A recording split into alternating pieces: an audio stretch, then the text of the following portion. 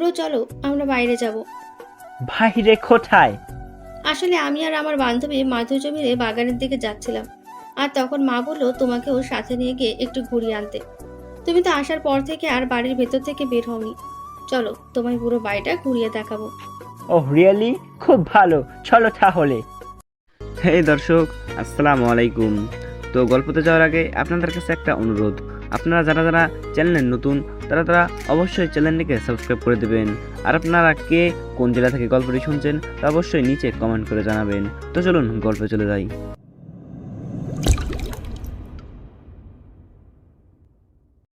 রায়হান খান আজ অনেক বছর পর লন্ডন থেকে নিজের জন্মভূমি বাংলাদেশে আসছেন সপরিবারে। তিনি ডক্টরেট করার জন্য লন্ডন গিয়ে সেখানেই এক বিদেশিনীকে বিয়ে করেন এবং সেখানেই সেটেল হয়ে যান। এর মধ্যে প্রায় কয়েকবারই তিনি বাংলাদেশে আসা যাওয়া করেন। তিনি তার পরিবারকে নিয়ে শুধু একবারই এসেছিলেন বাংলাদেশে, যখন তার ছেলে প্রিন্স আরিয়ান খানের বয়স ছিল মাত্র 3.5 বছর। এরপর আর প্রিন্সের মা মোনালিসা আর প্রিন্সের কখনো বাংলাদেশে আসা হয়নি। আজ প্রায় 28 বছর পর রায়হান খান আবার তার স্ত্রী এবং একমাত্র পুত্রকে নিয়ে দেশে ফিরছেন, কারণ দেশে তার আপন ভাইয়ের মেয়ের বিয়ে। ভাইয়ের এবং ভাতিজির অনুরোধ ফেলতে না পেরে মোনালিসা আর আরিয়ানকে অনেক বুঝিয়ে সুঝিয়ে দেশে নিয়ে আসছেন তিনি। তাছাড়া এবার আরিয়ানকে নিয়ে দেশে আসার পিছনে অন্য এক বিশেষ কারণও রয়েছে বটে, আর সেই কারণটা হচ্ছে প্রিন্স আরিয়ান খানের বিয়ে। রায়হান খানের ইচ্ছে তিনি একটা খাঁটি বাঙালি মেয়ে দেখে তার ছেলেকে বিয়ে করাবে। তিনি চান তার ছেলে একটা বাঙালি মেয়ের সংস্পর্শে এসে নিজের দেশের শিক্ষা, সংস্কৃতি আর ঐতিহাসিকগুলোকে আঁকড়ে ধরুক, যেটা তিনি গত 31 বছরে কখনোই আরিয়ানকে দেখাতে পারেনি। আরিয়ান জন্ম থেকে লন্ডনে থাকার কারণে এবং তার মাও একজন বিলেতি নারী হওয়ার কারণে তার মা তাকে পুরোপুরিভাবে বিদেশি সংস্কৃতিতে অভ্যাস করে ফেলেছে। বিদেশি সংস্কৃতিগুলো তার মধ্যে একদম ঠুসে ঠুসে পুরনো হয়েছে, যার কারণে আরিয়ানের নিজের দেশের প্রতি বিন্দুমাত্র আগ্রহ বা টান নেই। সেভাবে তার জন্ম যেহেতু লন্ডনে হয়েছে, সেহেতু সে লন্ডনেই ছেলে, আর লন্ডনই তার আসল ঠিকানা এবং মাতৃভূমি। আর এই ব্যাপারগুলো নিয়েই প্রায় আরিয়ান এবং তার মায়ের সাথে প্রচুর কথা কাটাকাটি হয়ে যায় রায়হান খানের। এই জন্যই তিনি সিদ্ধান্ত নেন এবার দেশে এসে তিনি কোনো একটা ভালো বাঙালি মেয়ে দেখে আরিয়ানকে বিয়ে করিয়ে দেবে। আর তার বিশ্বাস একজন বাঙালি মেয়েই পারবে আরিয়ানকে ঠিক করতে এবং ওই বিদেশি সংস্কৃতি থেকে বের করে এনে নিজের দেশকে ভালোবাসতে শেখাতে, ইংরেজি সাহেব থেকে বাঙালি বাবু করে তুলতে। তবে একটা কাজে তিনি মোটামুটি সফল হতে পেরেছেন, আর সেটা হলো তিনি বেশিরভাগ সময় বাংলা ভাষায় আরিয়ান এবং তার মায়ের সাথে কথা বলার কারণে আরিয়ান এবং তার মা দুজনেই বাংলা ভাষাকে মোটামুটিভাবে শিখে গেছে, যদিও তাদের দুজনেই বাংলা উচ্চারণ খুব একটা স্পষ্ট এবং শুদ্ধ নয়। রায়হান খান দ্রুত রেডি হয়ে নিচে নামতে নামতে তার স্ত্রী মিসেস মোনালিসাকে ডাকতে লাগলো। মোনা, এই মোনা, হু আর ইউ? আরে আমাদের লেট হয়ে যাচ্ছে তো। তোমার ছেলে কি এখনো রেডি হয়নি? এবার কি ফ্লাইটটা মিস করবে নাকি? মোনালিসা আরিয়ানের ঘর থেকে বের হতে হতে বলল, why you are shouting Raihan? তুমি তো জানোই প্রিন্স সব ক্ষেত্রে একটু বেশি চুজি। তার উপর আজ সে অন্য একটা দেশে যাচ্ছে, তার জন্য ড্রেস চুজ করা, রেডি হওয়া এসবের জন্য তো একটু লেটই হবে, তাই না? আরে এরকম হলে তো আগেই ড্রেস চুজ করে রাখা উচিত ছিল তার। এখন কি ড্রেস চুজ করতে করতে ফ্লাইট মিস করে দেবে নাকি সে? ওদের চেঁচামেচির মাঝে আরিয়ান রেডি হয়ে রুম থেকে বের হয়ে বলল, what's happened dad? Why you are shouting always like that? কি বলে? আমি চিৎকার করি সব সময়। তা তোমরা চিৎকার করার মতো কাজ না করলে তো আমাকেও চিৎকার করতে হয় না? আচ্ছা ওকে ওকে, এখন ফাদার অ্যান্ড সন ঝগড়া শুরু করে দিও না। চলো এবার, we are ready to go to your so called motherland. এই, তুমি কি আমার মাতৃভূমি নিয়ে টিচ করছো আমাকে? আরে আমার মাদারল্যান্ড তোমার এই লন্ডনের থেকে অনেক বেস্ট, বুঝলে? Oh really? Then why you were coming London? Oh mom and dad please তোমরা ঝগড়া করো না। অ্যান্ড ড্যাড এতক্ষণ তো তোমার ফ্লাইট মিস হয়ে যাচ্ছিল, তা এখন বুঝি লেট হচ্ছে না? রায়হান দ্রুত তার হাত ঘড়ির দিকে এক পলক তাকিয়ে বলল, ওহো, চলো চলো বেরিয়ে পড়ি, লেটস গো। বাংলাদেশের এয়ারপোর্টে পৌঁছে 1 নম্বর টার্মিনালে এসে দাঁড়ায় আরিয়ানরা গাড়ির জন্য। আরিয়ানের চাচার গাড়ি নিয়ে অপেক্ষা করার কথা তাদের জন্য। কিছুক্ষণ অপেক্ষা করতেই একটা সাদা রঙের গাড়ি এসে তাদের সামনে দাঁড়ায়। গাড়ির ভেতর থেকে ড্রাইভার এবং কয়েকজন লোক বেরিয়ে আসলো। আর লোকটি হচ্ছে রায়হান খানের একমাত্র ছোট ভাই আমান খান। রায়হান খান উত্তেজিত হয়ে তার ভাইয়ের সামনে গিয়ে শক্ত করে জড়িয়ে ধরে বলল, আরে আমার ভাই, কতদিন পর তোকে সরাসরি দেখলাম, এত শুকিয়ে কেন গেছিস তুই? আমার নিজেকে ছাড়িয়ে নিয়ে বলল, আরে ভাই, বয়স হচ্ছে তো, তার ওপর আবার সামনে মেয়ের বিয়ে, বাবাদের কি টেনশনে শেষ আছেন? এত টেনশন নিয়ে শুকাবো না তো মোটা হব? তা আমার ভাবি আর ভাতিজা কই? দেখি সর, ওদের সাথে দেখা করি। রায়হান পেছনে ফিরে আরিয়ানের উদ্দেশ্যে বলল, আরিয়ান, মাই প্রিন্স, দেখ তো তোমার চাচাকে চিনতে পারো কিনা। আরিয়ান মৃদু হেসে তার চাচার দিকে এগিয়ে এসে বলল, hello uncle, how do you do? হ্যাঁ, আরে বেটা, বাংলাদেশে এসে এইসব ইংরেজি ছেড়ে বাংলায় কথা বলো। বাংলা জানো তো, আর কি আঙ্কেল আঙ্কেল করছো? চাচা বলো চাচা, শুনেও শান্তি লাগে। আরিয়ান কৃত্রিম হেসে তার মায়ের দিকে তাকাতেই তার মা এগিয়ে এসে বলল, Hello Aman, how are you? আমান মিষ্টি এসে বলল, ভাবি সাহেবা কেমন আছেন? আপনি তো দেখছি এখনো আগের মতোই রয়ে গিয়েছেন। এত বছরেও ভাই আপনাকে বাংলাটা শেখাতে পারলো না, এটা কেমন কথা ভাই? আর বলিস না, ওরা কি বুঝবে বাংলা স্বাদ, সব ইংরেজি জুড়েছে আমার কপালে। মোনালিসা রেগে মেগে বলে উঠল, What are you saying, Raihan? তুমি কি আমাকে আমার ছেলেকে এখানে অপমান করার জন্য এনেছো? Yes dad, this is too much. তুমি আমাদেরকে এখানে এত রিকোয়েস্ট করে আনার পর এভাবে অপমান করতে পারো না। Mom, I want to go back. Aman দ্রুত বলে উঠল, আরে আরে ভাতিজা, তুমি চলে যাবে মানে? আমরা তো তোমাদের সাথে একটু মজা করছিলাম, মজাও বুঝো না তুমি?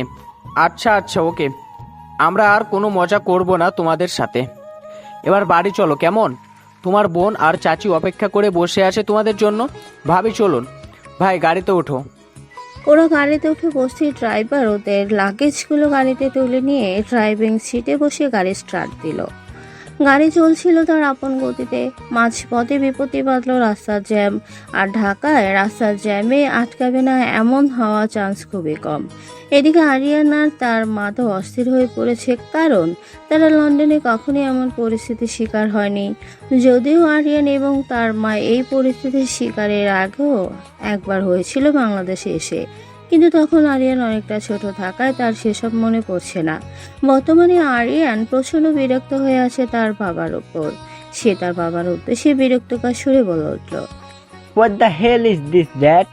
আর কতক্ষণ এভাবে জ্যামের মধ্যে বসে থাকতে হবে? মোনালিসার সাথে সাথে বলে উঠল, ও মাই প্রিন্স, মাই সান, তোমার খুব কষ্ট হচ্ছে তাই না? এই জন্যই আমি কখনো তোমাকে বাংলাদেশে আসতে দিই না, নিজেও আসতে চাই না। এবার আসাটাও উচিত ছিল না। রায়হান ধমক দিয়ে বলে উঠল, আহ, চুপ করবে তুমি মনা? ছেলেটাকে আর উস্কেও না তো। আর আরিয়ান, এই সামান্য সময়ের মধ্যে তুমি এটা অধৈর্য হয়ে পড়ছো। কেমন পুরুষ তুমি, হ্যাঁ? আমান এবার সামনে থেকে বলে উঠল, ওকে ধমকিও না ভাই, আসলে ও তো এমন পরিবেশে বেড়ে ওঠেনি, আর এমন পরিস্থিতি হয়তো লন্ডনে কখনো পড়েনি, তাই ওর জন্য এমন পরিবেশ হুট করে এসেই মানিয়ে নেওয়াটা একটু কঠিন হবে। বাবা আরিয়ান, তুমি তোমার বাবার কথায় রাগ করো না, জানোই তো তোমার বাবার স্বভাব, হুটহাট করে রেগে যায়, তাই মন খারাপ করো না, আর একটু কষ্ট করো বাবা, জাম কিছুক্ষণের মধ্যেই ছুটে যাবে।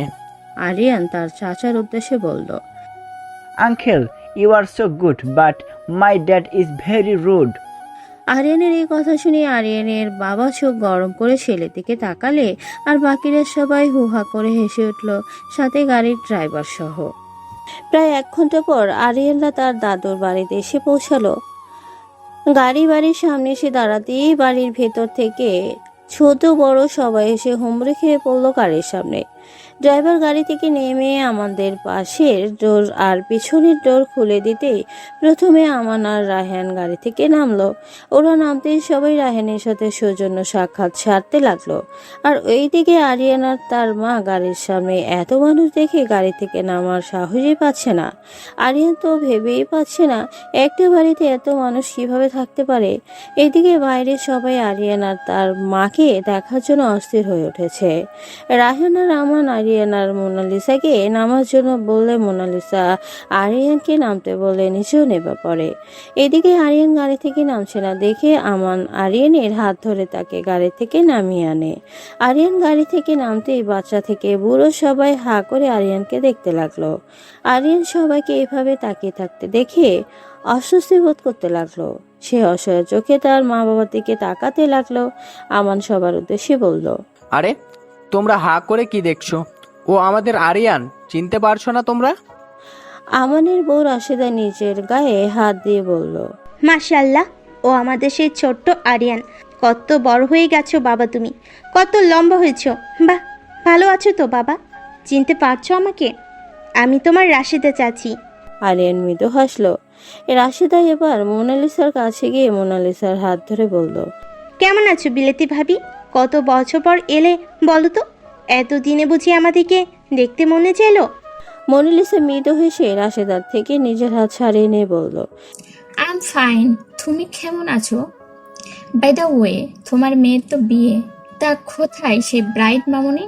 ঠিক তখনই আমানের মেয়ে রাহা এসে মোনালিসাকে বলে উঠল। এই তো জেঠিমণি, আমি এখানে। মোনালিসা রাহাকে দেখে বলল, ওহো, তুমি তাহলে রাহা? বাহ, ভেরি সুইট হয়েছে তোমার মেয়ে রাশেদা। ধন্যবাদ জেঠিমণি। আর এই যে আমাদের ইংরেজ সাহেব, হাউ আর ইউ? আরিয়ান মৃদু হেসে বলল, yeah, I am fine. What about you? I am also fine bro, but আমি কিন্তু তোমার উপর খুব রেগে আছি। But why? এই যে তুমি এত লেট করে এলে। তুমি আগে এলে তো তোমার মতো এমন হ্যান্ডসাম আর ড্রাসিং একজন পুরুষ থাকতে অন্য কাউকে বিয়ে করতে যেতামই না। ইস, কি মিসটাই না করে ফেললাম। আরিয়ান মুচকি আসলো। রাশেদা ধমক দিয়ে বলল, দেবধর কান মলে ফাজিল মেয়ে, বড় ভাইকে কেউ এসে বলে? দিন দিন বড্ড বাজি হয়ে যাচ্ছিস তুই। রাহা ভেংসি কেটে বলল, আরে বড় ভাই বলেই তো একটু মজা করছি, ছোট ভাইদের সাথে কি আর মজা করা যায়? রায়হান এবার হুহা করে হেসে উঠে বলল, বাহ, দারুণ বলেছিস তো মামনি। এই রাশেদ, আমার ভাতিজিকে একদম বকো না। আরে এক্ষুনি তো মজা করার সময়, 2 দিন বাদ তো বিয়ে হয়ে যাবে। তখন সংসার ধর্ম নিয়ে ব্যস্ত থাকবে, তখন কি আর হাসি ঠাট্টা করার সময় মেলবে? কি বলো মানা? ওহ ইয়া। আমান এবার সবাইকে বলল, আরে এবার ওনাদের ভিতরে তো যেতে দাও, নাকি এখানেই দাঁড় করিয়ে রাখবে? আরিয়ান বাবা নিশ্চয়ই কষ্ট হচ্ছে, কতক্ষণ ধরে এই রোদের মধ্যে দাঁড়িয়ে আছে ছেলেটা। রাশেদা বলল, এমা, তাই তো ভাবি, চলো ভিতরে চলো। রাহার বাবা, তুমি ভাই আর আরিয়ানকে নিয়ে এসো। সবাই আরিয়ানদের বাড়ির ভেতরে নিয়ে গেল। বসা ঘরে সবাই আরিয়ানদের বসিয়ে তাদের চারপাশ থেকে ঘিরে ধরল। এর মধ্যে আশেপাশের কিছু প্রতিবেশীও এসেছে আরিয়ানদের দেখতে। আরিয়ান খুব অস্বস্তির মধ্যে পড়ে আছে এত মানুষকে একসাথে দেখে তাদের আরিয়ানকে ওইভাবে খুঁটিয়ে খুঁটিয়ে দেখার কারণে। সবাই নানা রকম কথা বলছে আর আরিয়ান এবং তার মাকে দেখছে। আসলে ভিনদেশি মানুষদের দেখলে গ্রাম অঞ্চলের মানুষরা এমনিতেই একটু কৌতূহলী হয়ে পড়ে, আর এদের বেলায়ও এমনটাই হয়েছে। যদিও আরিয়ান এবং তার মাকে তাদের অনেকেরই আগেরবার দেখেছে, কিন্তু তারাও আজ আরিয়ানটা আসবে জেনে খানবাড়িতে এসে ভিড় করেছে আরিয়ানদের, বিশেষ করে আরিয়ানকে দেখবে বলে। যাই হোক, আমানের বউ আরিয়ানদের সামনে এনে নানা রকমের পিঠে পুলি হাজির করেছে। আরিয়ান এত খাবার দেখে অসহায় দৃষ্টিতে তার বাবা আর মায়ের দিকে তাকাতে লাগলো। রায়হান খান তো পিঠে পুলি দেখে কোনো দিকে আর নজর না দিয়ে গপাগপ মুখে তুলতে শুরু করে দিয়েছে আর পিঠার স্বাদের প্রশংসা ভাসিয়ে ফেলেছে বাংলার মানুষের। রাশেদা বলল, এমা, আরিয়ান বাবা, তুমি খাচ্ছ না কেন? আর ভাবি, তুমিও তো হাত গুটিয়ে বসে আছো। পিঠে পছন্দ হয় না বুঝি? মোনালিসা জবাব দিল, অ্যাকচুয়ালি আরিয়ান এসব খায় না, আর আমিও ডায়েটে আছি। রায়হান পিঠা চিবোতে চিবোতে বলল, আরে রাখো তো ওইসব ডাইট ফাইট। আরে একবার মুখে দিয়ে দেখো গ্রাম বাংলার ঐতিহ্যবাহী পিঠাপুলি, দেখবে আঙুল সহ খেয়ে ফেলতে ইচ্ছা করবে। আর তখন ওইসব ডাইট ফাইট নাম ভুলে বরাবর এইসবই খেতে চাইবে। আর তোমার ওইসব ডাইট ফাইটের চক্করে দেখো আমার ছেলেটা ওইসব ঘাস পাতা খেতে খেতে কেমন শুকনা লঙ্কার মতো হয়ে যাচ্ছে দিন দিন। রায়হানের কথা শুনে উপস্থিত সবাই সজোরে হেসে উঠল। এতে আরিয়ান বিব্রত বোধ করলো। সে রেগে গিয়ে তার বাবার উদ্দেশ্যে বলে উঠল, dad, what do you mean by শুকনা লঙ্কা? রায়হান কিছু বলতে যাবে তখনই পেছন থেকে একটা মেয়ের কণ্ঠ ভেসে আসলো। মেয়েটা হচ্ছে রাহার বান্ধবী মাধুর্য মেহেরিন। মাত্রই সে রাহাদের বাড়িতে এলো রাহার বিয়েতে অ্যাটেন্ড করার জন্য। আর সদর দরজা দিয়ে ঢুকতেই বৈঠকখানা থেকে আরিয়ানের কথাটা শুনতে পেয়ে সাথে সাথে বলে উঠল, ইমা, সে কি শুকনো লঙ্কা মানে জানে না? এমন মানুষ এই দেশে আসে নাকি? কথাটা বলতে বলতেই মাধুর্য বৈঠকখানার দিকে এগিয়ে গেল। রাহা দৌড়ে গিয়ে মাধুর্যকে ধরে কোলাকুলি করে বলল, এতক্ষণে তোর আসার সময় হলো। দেখ, আমার জেঠু জেঠিমণি আর আরিয়ান ব্রো এসেছে। মাধুর্য সবার দিকে একবার চোখ বোলাতেই আরিয়ান আর তার মাকে দেখতে পেল। আর ওদের দেখে মাধুর্যের বুঝতে বাকি নেই যে এরাই সেই বিলেতি মা ছেলে। আর আরিয়ানও এখন মাধুর্যকে দেখে বোঝার চেষ্টা করছে এই মেয়েকে। যাই হোক, মাধুর্য সবার উদ্দেশ্যে সালাম দিয়ে রাহার বাবা মায়ের সাথে কুশল আদি সেরে নিয়ে বলল, আচ্ছা, আমি আসতে আসতে শুনলাম কে যেন শুকনো লঙ্কা মানে জিজ্ঞেস করছিল। যদিও মাধুর্যের এখন বুঝতে বাকি নেই যে প্রশ্নটা আরিয়ানই করেছিল, তবু ইংরেজি সাহেবকে একটু না জ্বালালে যেন মাধুর্যের হচ্ছেই না। রাহা মাধুর্যের জবাবে বলল, আরে ওটা তো আরিয়ান ব্রো জিজ্ঞেস করেছিল জেঠুকে। মাধুর্য আরিয়ানের দিকে অবাক চোখে তাকিয়ে বলল, এ কি, উনি শুকনো লঙ্কার মানে জানেন না? এটা কোনো কথা? বাঙালি বাবার ছেলে হয়ে শুকনো লঙ্কা কি সেটা জানে না? আমি আপনাকে বলছি শুকনো লঙ্কা মানে কি। ও সরি, আপনি তো আবার বাংলা বোঝেন না। ঠিক আছে, আমি ইংলিশেই বলছি। শুকনো লঙ্কা মানে রেড চিলি রেস্টুরেন্ট। আরিয়ান তেলে বেগুনে জ্বলে উঠে দাঁড়িয়ে বলল, তারপর তার বাবাকে বলল, What the hell, Dad? Dad, you call me Dirt Kelly? Like seriously? I will be back in London right now. Mom, Dad is repeatedly insulting me. I will not tolerate this anymore. এইসব কি বাবা? বাবা, তুমি আমাকে শুকনা লঙ্কা বললে আমি এক্ষুনি লন্ডনে ফিরে যাব। মা, বাবা বারবার আমাকে অপমান করছে। আমি আর এক মুহূর্তেও এসব সহ্য করব না। মোনালিসা এবার রেগে গিয়ে বলল, this is too much Rayan. তুমি কন্টিনিউয়াসলি আমার ছেলেটাকে ইনসাল্ট করছো। এর জন্যই তুমি আমাদের এখানে নিয়ে এসেছিলে? উপস্থিত সবাই হাঁ করে এবার আরিয়ান আর তার মায়ের কাণ্ড কারখানা দেখছে। আরিয়ান যে এভাবে হঠাৎ রেগে উঠবে তা কেউ বুঝতে পারেনি। রায়হান এখনো মন দিয়ে পিঠা খাচ্ছে আর মুচকি মুচকি হাসছে। এদিকে মাধুর্য ও আরিয়ানকে রেগে যেতে দেখে হাত দিয়ে মুখ ঢেকে হাসছে। রাহা, আমান আর রাশেদা দ্রুত এগিয়ে গিয়ে আরিয়ান আর তার মাকে বোঝাতে লাগলো যেন তারা চলে না যায়। রাহা আরিয়ানকে উদ্দেশ্য করে বলল, ব্রো প্লিজ, তুমি চলে যেও না। দেখো, জেঠু তো জাস্ট তোমার সাথে দুষ্টুমি করছিল, তুমি পিঠে খাচ্ছিলে না বলে। প্লিজ তুমি জেঠুর ওপর রাগ করে লন্ডনে চলে যেও না প্লিজ। আমি তো তোমার একমাত্র বোন, বলো তুমি তোমার বোনের বিয়েতে থাকবে না? Please bro, request you please, তুমি আর জেঠিমণি চলে যেও না। আমি কথা দিচ্ছি জেঠু আর তোমাকে কিছু বলবে না। কি তাই তো জেঠু? রায়হান মাথা নেড়ে বলল, ঠিক আছে। এরপর আরিয়ান রাহাকে বলল, ওকে, আমি যাচ্ছি না, বাট নেক্সট টাইম এমন কিছু করলে আমি কিন্তু আর কারো কোনো রিকোয়েস্ট শুনবো না। আরিয়ানের বাংলা কথাগুলো এতক্ষণ হাঁ করে শুনছিল মাধুর্য। যেই আরিয়ান কথা থামালো অমনি মাধুর্য হুহা করে হেসে উঠল। আরিয়ান আর তার মা ভ্রু কুঁচিয়ে মাধুর্যের দিকে তাকালো।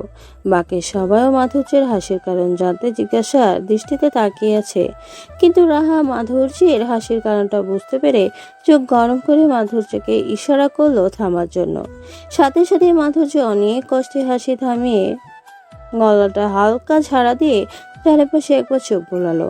দেখে সবাই তার দিকে তাকিয়ে আছে, আর আরিয়ান এবং তার মা তো এখনো সন্দেহের চোখেই মাধুর্যের দিকে তাকিয়ে আছে। মাধুর্য এবার নিজেই কিছুটা বিব্রত বোধ পরিস্থিতিতে পড়ে গেল। আরিয়ান হুট করেই বলে উঠল, হে ইউ, তুমি ওইভাবে কেন হাসছিলে তখন? তুমি কি আমায় নিয়ে হাসছিলে? মাধুর্য আবার হাসি পেয়ে গেল আরিয়ানের কথা শুনে, কিন্তু এবার হাসলে প্রবলেমে পড়ে যাবে বুঝতে পেরে হাসি কন্ট্রোল করার জন্য শুকনো কাঁদতে শুরু করলো সে। রাহা দ্রুত বলে উঠল, নো ব্রো, ও তোমাকে নিয়ে হাসেনি। আসলে কি বলো তো, ও তো যখন তখন শুধু শুধু হেসে ওঠে। তারপর রাহা হাতের ইশারায় আরিয়ানকে বলল যে মাধুর্যের মাথায় গন্ডগোল আছে। আরিয়ানও সেটা সত্যি ভেবে মাধুর্যের দিকে তাকিয়ে আফসোসের সুরে বলে, ওহ রিয়েলি, সো স্যাড। এদিকে রাহা যখন আরিয়ানকে ইশারা করছিল তখন মাধুর্য সেটা দেখে ফেলে। মনে মনে তার রাহার উপর খুব রাগ হলেও এখানে সবার সামনে নিজের ভাবমূর্তি ধরে রাখছে চুপচাপ ব্যাপারটাকে হজম করে নিল সে। আমান বলল, অনেক হয়েছে রাহা, তুই মধুজাকে তোর ঘরে নিয়ে যা, আর ভাই তুমি আর ভাবি গিয়ে তোমার রুমে রেস্ট নাও। আমি আরিয়ানকে ওর রুম দেখিয়ে দিচ্ছি। অনেক ধকল গেছে তোমাদের, এবার একটু রেস্ট নেওয়া দরকার। তা ভাই, তোমার মনে আছে তো নিজের রুম কোনটা? আরে তা আর বলতে, তুই গিয়ে তোর ভাতিজিকে তোর রুমে দেখিয়ে দে। চলো মানা, আমরা রুমে যাই।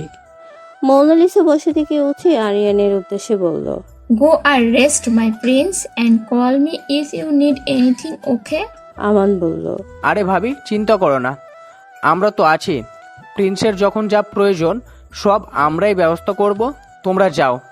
মোনালিসা মাথা নেড়ে রায়হানের সাথে চলে গেল। আমানও আরিয়ানকে নিয়ে আরিয়ানের জন্য সাজানো গোছানো ঘরের দিকে যেতে লাগলো। ওরা এক এক করে চলে গেলে রাশেদা মাধুর্য আর রাহাকে ঘরে যেতে বললে রাহা মাধুর্যকে নিয়ে চলে যায় নিজের ঘরে।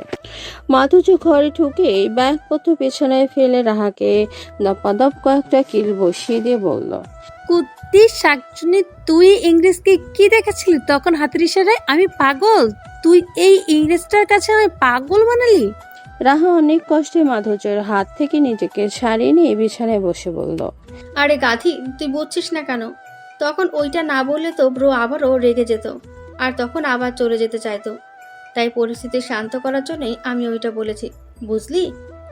আর তখন থেকে ইংরেজটা কি বলছিস রে?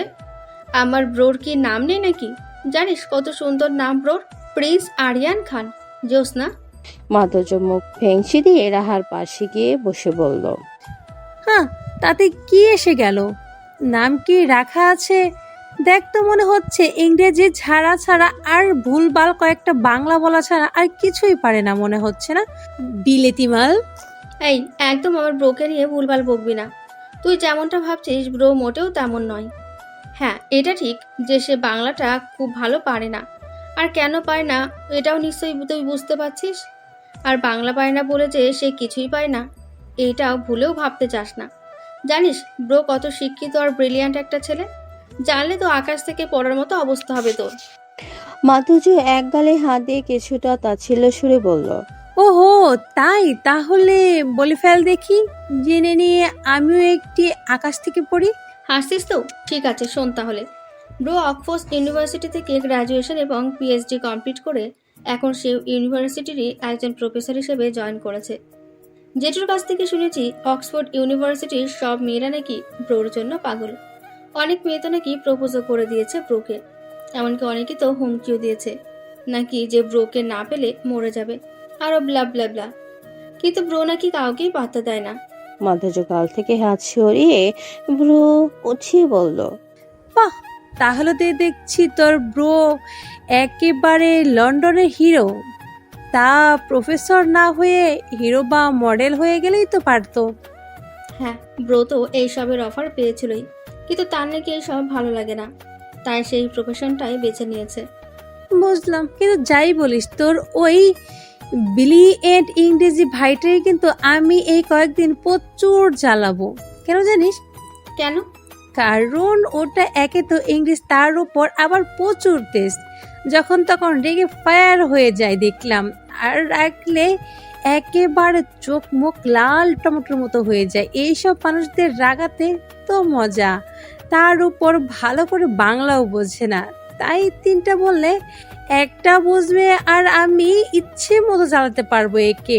বেটা বাঙালি বাবার ছেলে হয়েও ইংরেজদের মতো শুধু ফ্যাস ফ্যাস করে। এতই যখন বিলিয়ন, তো ভাই তাহলে ভালো করে বাংলাটা শিখতে পারে না কেন বলতো?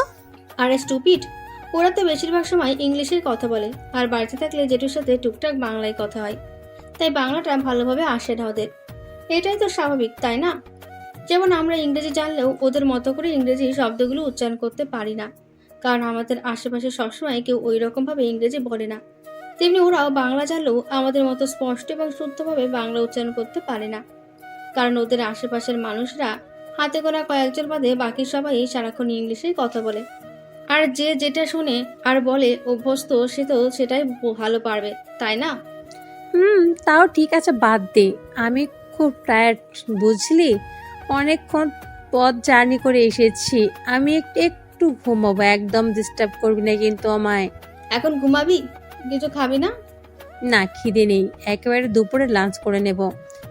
আচ্ছা ঠিক আছে, তুই ফ্রেশ হয়ে এসে ঘুমিয়ে পড়, আমি একটু দেখে আসি মা রান্নাবান্নার কি আয়োজন করছে।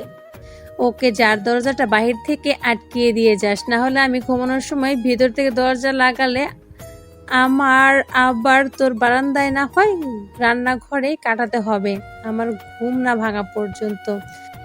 জানি, যাচ্ছি আমি। আর কিছু লাগবে তো? না, তুই যা তো। আরে বাবা, যাচ্ছি তো। বলি রাহা ঘর থেকে বেরিয়ে বাইরে থেকে ঘরের দরজাটা আটকে দিয়ে চলে গেল তার মায়ের কাছে। দুপুরে সবাই একসাথে ডাইনিং টেবিলে বসেছে খাবার খেতে। এদিকে আরিয়ান আর মাধুর্য টেবিলের দুই পাশে একে অপরের মুখোমুখি বসেছে, যদিও এটা কাকতালীয় ভাবে হয়ে গেছে। টেবিল ভর্তি প্রচুর খাবার আইটেম, আর তার উপর সবগুলোর তেল মশলাযুক্ত দেখে আরিয়ান একটা শুকনো ঢোকিলে বলল, oh no, what are this? Aman বলল। কেন, কি হয়েছে আরিয়ান? আরিয়ান নাক মুচ কুচকে উত্তর দিল, এখানে মানুষ এত খাবার খায়, তাছাড়া এত অয়েলি ফুড তোমরা কিভাবে খাও আঙ্কেল? হেলথ খারাপ হয় না? তোমরা বেঁচে আছো কিভাবে এই সব খেয়ে? রাহেন বলে উঠল, আরে কিচ্ছু হবে না, এই দেশের মানুষ তো এইসবই খায়, আর এই খেয়ে তারা দিব্যে আছে। তুমিও খেয়ে দেখো বেটা, একদম হাত চাটতে থাকবে। মোনালিসা এবার বলে উঠল, ও রাইহান, তোমাকে না আমি বলেছিলাম আমার প্রিন্স খাবার দাবার যেন কোনো প্রবলেম না হয়, তাহলে কেন তুমি এখন এসব বলছো? তুমি জানো আমার প্রিন্স এই ধরনের খাবার কখনো খায় না। রাশিদার সাথে সাথেই বলে উঠল, ও মা, সে কি? আরেন এসব খাবার খায় না? ভাই, আপনি আমাদের আগে কেন বলে দেননি? তাহলে তো আমি আরিয়ানের পছন্দ মতোই খাবার বানিয়ে রাখতাম। এখন ছেলেটা কি খাবে বলুন তো?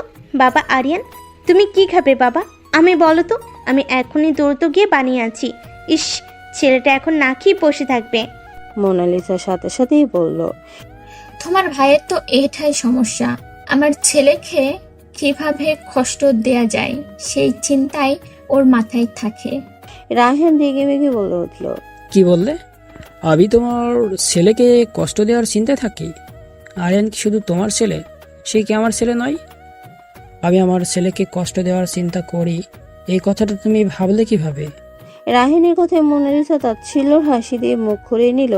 এদিকে ওদের এই কথা কাটাকাটি দেখে মাধুর্য আর রাহা সহ বাকিরা সবাই হাঁ করে তাকিয়ে আছে ওদের দিকে। আরিয়ানও বুঝতে পারলো ব্যাপারটা বাজে দিকে চলে যাচ্ছে, তাই ব্যাপারটা যেন আর না বাড়ে তার জন্য তার বাবা মায়ের উদ্দেশ্যে বলে উঠল, it's okay mom dad, it's okay. তোমরা দুজনে শান্ত হও প্লিজ। আমাকে নিয়ে তোমাদের আর ঝগড়া করার দরকার নেই। আমি এই খাবারগুলোই খাবো, অ্যান্ড প্লিজ আমাকে খেতে দাও। মোনালিসা দ্রুত বলে উঠল। বাট প্রিন্স, আরিয়ান হাত উঁচিয়ে তার মাকে থামতে বলে চোখের পলক ঝাপটে আশ্বস্ত করে বলল। মম, ডোন্ট ওয়ারি। আন্টি যখন আজ রান্না করেই ফেলেছে, দেন আমি না হয় আজ এই খাবারই খাবো। তাছাড়া এখন নতুন করে রান্না করতে গেলে ওনার কষ্ট হবে, অ্যান্ড আই থিঙ্ক তোমরাও আজ আন্টির কুক করা এই খাবারগুলো টেস্ট করা উচিত। You should also test this food. আরিয়ানের কথায় আরিয়ানের মা বাদে বাকি সবার মুখে হাসি ফুটে উঠল। মাধুর্য এবার কিছুটা মুগ্ধ হলো আরিয়ানের ব্যবহারে। সে বুঝতে পারল বিদেশ হলেও আরিয়ানের মনটা মোটামুটি ভালোই। যাই হোক, রাশিদা আর আমান সবাইকে খাবার বেড়ে দিতে লাগলো। সবার প্রথমেই রাশিদা আরিয়ানকে খাবার বেড়ে দিল, কিন্তু বিপত্তি বাতল খাওয়ার সময় আরিয়ান শুধু যে ওয়েলি ফুড খায় তা নাই নয়, যে ঝাল খাবারও খায় না। ইনফ্যাক্ট ঝাল খাবার তাকে কখনো খেতেও হয়নি। সবসময় লাইভ খাবার খেয়েই অভ্যস্ত সে, যার ফলশ্রুতিতে এখানে এক চামচ পোলাও আর মাংসের ঝোল মুখে দিতেই চোখ মুখ লাল হয়ে এলো তার, কান দিয়ে যেন ধোঁয়া বের হতে লাগলো। আর মোনালিসা তো শুধু খাবার নাড়াচাড়া করেই যাচ্ছে। এদিকে আরিয়ান অনেক কষ্টে মুখের খাবারটা গিলে নিয়ে সামনে থাকা পানির গ্লাসটা এক চুমুকে খালি করে ফেললো। গ্লাসটা রেখে আরিয়ান মাথা নিচু করে চোখ দুটো বন্ধ করে নিজেকে শান্ত রাখার চেষ্টা করতে লাগলো। আর এই ব্যাপারগুলো মাধুর্যের নজর এড়ায়নি। আরিয়ানের চোখ মুখ লাল হয়ে গেছে, যেটা মাধুর্য ছাড়া আর কারণে নজরে পড়েনি। মাধুর্য দ্রুত পুরো টেবিলটাকে একবার চোখ বুলিয়ে নিয়ে রাশেদার উদ্দেশ্য করে বলল। রাশেদা আন্টি, আপনাদের বাড়িতে মিশে যেতে কিছু নেই? রাশেদা অপ্রস্তুত হয়ে বলল। থাকবে না কেন, আছি তো। দেখছো, আমি একদম ভুলে গেছিলাম দই আর মিষ্টির কথা। ভালো করেছো তুমি মনে করিয়ে দিয়ে। আমি এখনই নিয়ে আসছি গিয়ে। হ্যাঁ, একটু তাড়াতাড়ি নিয়ে আসুন প্লিজ। রাশেদা মাথা ঝাঁকিয়ে বললেন। হ্যাঁ হ্যাঁ, আনছি। বলেই তিনি দ্রুত চলে গেলেন কিচেনে দই মিষ্টিগুলো আনার জন্য। এদিকে আরিয়ানের অবস্থা খারাপ। সে না পাচ্ছে খাবার সেরে উঠতে, আর না পাচ্ছে কাউকে কিছু বলতে। এর মধ্যে রাহা মাধুর্যের পেটে খোঁজা মেরে বলল। কি রে, তুই আবার এত মিষ্টি পাগল হলি কবে থেকে, যে মিষ্টি খাওয়ার জন্য মরিয়া হয়ে উঠেছিস? মাধুর্য দাঁতে দাঁত চেপে বলল। টুবিট, মিষ্টি আমার জন্য চাইছি না। ওইদিকে দেখ, তোর বিলাতি ভাই ঝাল খেয়ে বিলাতি বেগুনের মতো লাল হয়ে গেছে। ওইদিকে আমান রাহা আর মাধুর্যের কাছাকাছি থাকায় সেও শুনে ফেলে মাধুর্যের কথা। আমান আর রাহা দ্রুত আরিয়ানের দিকে তাকিয়ে দেখে সত্যি আরিয়ানের মুখ লাল হয়ে আছে, আর সে খেতেও পাচ্ছে না, শুধু চামচ হাতে নিয়ে খাবার নাড়াচাড়া করছে। আমান উত্তেজিত হয়ে বলল। আরে আরিয়ান, তোমার কি হয়েছে বাবা? খুব ঝাল লেগেছে? এই রাশেদা, তাড়াতাড়ি মিষ্টি নিয়ে আসো, আরিয়ানের ঝাল লেগেছে। সবাই চোখ তুলে আরিয়ানের দিকে তাকালো। রাহেন দ্রুত আরিয়ানের পিঠে হাত বুলিয়ে দিতে লাগলো।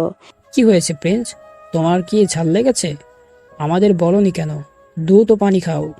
বলে রায়হান তার সামনের পানির গ্লাসটা এগিয়ে দিতেই রাশেদা এক প্রকার দৌড়ে মিষ্টি নিয়ে হাজির হলো আরিয়ানের সামনে। মোনালিসা খেপে গিয়ে রায়হানের উদ্দেশ্যে বলল। হয়েছে তোমার শান্তি? এটাই চেয়েছিলে তো তুমি। মাই সান, খুব কষ্ট হচ্ছে না তোমার? আরিয়ান ঝালের জন্য কিছুই বলতে পারছে না কাউকে। রাশেদা বলল। বাবা আরিয়ান, তুমি মিষ্টিটা খেয়ে নাও দ্রুত, তাহলে ঝালটা কেটে যাবে। আরিয়ান চোখ তুলে মিষ্টির বাটিটার দিকে তাকালো। সাথে সাথে অস্থির হয়ে পরপর গপাগপ কয়েকটা মিষ্টি পুড়ে নিল মুখে। তারপর স্বস্তির দম নিল সে। সবার মুখে খানিকটা হাসি ফুটে উঠল। মোনালিসা আবার আরিয়ানের উদ্দেশ্যে বলল। প্রিন্স মাই সান, তোমার ঝাল লেগেছে? তা তুমি আমাকে কেন বলনি? বলো। It's okay mom, I am fine now. Fine তো এখন, কিন্তু এতক্ষণ তো কষ্ট পাচ্ছিলে, আমাদের বলতে পারতে তো। ভাগ্যিস তোমার চাচা তোমার দিকে খেয়াল রেখেছিল, না হলে তো এখনো কষ্ট পেতে। আরিয়ান তার চাচার দিকে তাকিয়ে বলল। Thanks uncle. আরে না না বাবা, থ্যাঙ্কস আমাকে নয়, বরং মধুজা মামুনিকে দাও। আসলে ওই তো প্রথমে খেয়াল করেছিল তোমার ঝাল লেগেছে, আর তার জন্যই তখন তো তোমার চাচিকে মিষ্টি আনতে বলেছিল। আরিয়ান মাধুর্যের দিকে কৃতজ্ঞতার চোখে তাকিয়ে মৃদু হেসে বলল। থ্যাঙ্কস। মাধুর্য মৃদু হেসে বলল।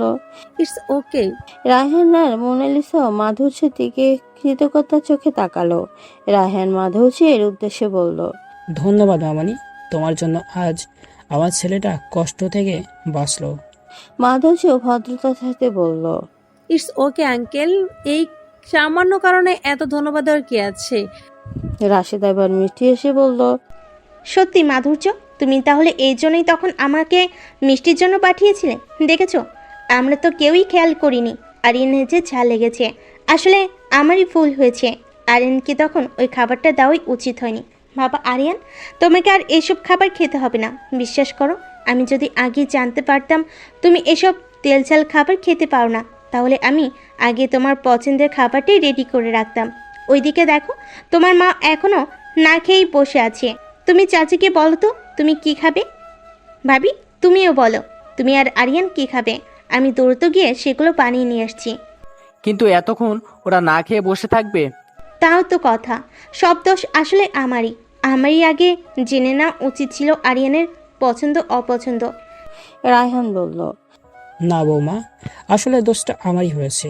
আমি যদি আগে থেকে এই বিষয়গুলো সিরিয়াসলি নিতাম আর তোমাদের জানিয়ে দিতাম, তাহলে এখন আর তোমাকে এত কষ্ট করে আবার রান্না করতে যেতে হতো না, আর আমার ছেলেটাকেও এত সাফার করতে হতো না। আরিয়ান তার বাবার দিকে শান্ত চোখে তাকিয়ে বলল। It's okay dad, I feel better now. তারপর রাশেদার উদ্দেশ্যে বলল। আর আন্টি, তুমি আমাকে নিয়ে এত ভেবো না। আমি এখন আর কিছু খাবো না। I'd like to take a break. আমি কিছুক্ষণ বিশ্রাম নিতে চাই। আমার দ্রুত বলে উঠল। সে কি, তুমি কিছু খাবে না? তাহলে তো শরীর খারাপ করবে তোমার বাবা। মোনালিসাও বলল। হি ইজ রাইট মাই সান, তুমি না খেয়ে থাকলে তো তোমার হেলথ খারাপ হবে। নো মম, আমার কিছুই হবে না। Didn't you see how many sweets I ate? কিন্তু বাবা, এই দুটো মিষ্টি খেয়ে তুমি সারাদিন কিভাবে থাকবে? আমি না হয় একটু ফল কেটে দিই। মোনালিসা দ্রুত বলে উঠল। ইয়া, ইউ আর রাইট রাশেদা, তুমি বরং একটু ফ্রুট সালাদ করে দাও প্রিন্সের জন্য। রাশেদা দ্রুত মাথা নেড়ে বলল। আমি এখনই গিয়ে নিয়ে আসছি। আরিয়ান, তুমি একটু বসো। হ্যাঁ ভাবি, তুমিও বসো, আমি তোমার জন্য ফ্রুট সালাদ বানিয়ে আনছি। বলেই দ্রুত চলে গেল আবার রাশেদা কিচেনে। দুপুর ভরে বিকেল এলো। বাড়িতে আস্তে আস্তে আত্মীয় স্বজনরাও একে একে অনেকেই আসতে লাগলো। বিয়ের এক সপ্তাহ আগ থেকে অনেক মেহমানরা একে একে আসা শুরু করে দিয়েছে, কারণ রাহাদের বাড়িতে যে কারো বিয়ে শাদির আয়োজন অনেক ধুমধাম করেই করা হয়। রাহার বেলাও তাই। পুরো এক সপ্তাহ জুড়ে বিয়ের বিভিন্ন প্রোগ্রাম চলছে, আর এই ব্যাপারগুলো যাতে আরিয়ান এনজয় করতে পারে তার জন্যই এক সপ্তাহ আগে আরিয়ান আর মোনালিসাকে নিয়ে দেশে চলে আসে রায়হান খান। যাই হোক, বাড়িতে এখনো সব আত্মীয় স্বজন এসে পৌঁছায়নি, তবে আজ রাহার এক মামা আসার কথা। লোকটা পুরোই জোকার টাইপ। সে যেখানেই যায় সেখানেই হাসির রোল পড়ে যায়, আর সেই জন্যই রাহা আর মাধুর্য ওয়েট করে আছে তার আসার জন্য। নইলে যে বাড়ির আনন্দটাই জমবে না। মাধুর্য কখনো রাহার মামাকে দেখেনি, কিন্তু রাহার কাছে তার মামার অনেক মজার মজার গল্প শুনেছে, যার কারণে লোকটাকে সরাসরি দেখার জন্য বেশ কৌতূহলী হয়ে আছে সে। রাহা মাধুর্যের সাথে ঘরে বসে বসে এতক্ষণ তার মামার ব্যাপারেই গল্প করছিল আর হাসাহাসি করছিল। এক পর্যায়ে মাধুর্য বলল। রাহা চল একটু বাগান থেকে ঘুরে আসি। ঠিক আছে, চল। তারপর রাহা আর মাধুর্য দুজনে বাগানে যাওয়ার জন্য পা বাড়ালো। দুজনে সিঁড়ি দিয়ে নামতে নিলেই হঠাৎ রাশেদা সামনে পড়ল। কি রে, কোথায় যাচ্ছিস তোরা? মা, মাধুর্য বলছিল একটু বাগানে যাবে হাঁটতে, তাই ওকে নিয়ে বাগানে যাচ্ছি। হ্যাঁ, ভালো কথা। আচ্ছা শোন, কি মা? আরিয়ানকেও তোদের সাথে নিয়ে জানা। ছেলেটা সেই আসার পর থেকেই একা একা। কতক্ষণ আর রুমে বসে থাকা যায় বল? এখানকার তো কিছুই ও চিনে না, যে একটু ঘুরবে ঘাড়বে আর না আছে এখানে ওর কোনো সঙ্গী সাথী। তাই তোরাই বরং ওকে নিয়ে গিয়ে একটু ঘুরিয়ে আন। দারুণ বলেছো মা, আমি এক্ষুনি গিয়ে ডেকে আনছি প্রোকে। কিন্তু জেঠু আর জেঠিমণি কোথায় মা? তোর জেঠু তোর বাবার সাথে গেছে বাজার সদাই করতে, আর তোর জেঠিমণি ঘুমাচ্ছে মনে হয়। ও আচ্ছা, তাহলে আমরা গিয়ে ব্রোকে ডেকে নিচ্ছি। এই মাধুর্য, চল আমার সাথে। আমি গিয়ে কি করব?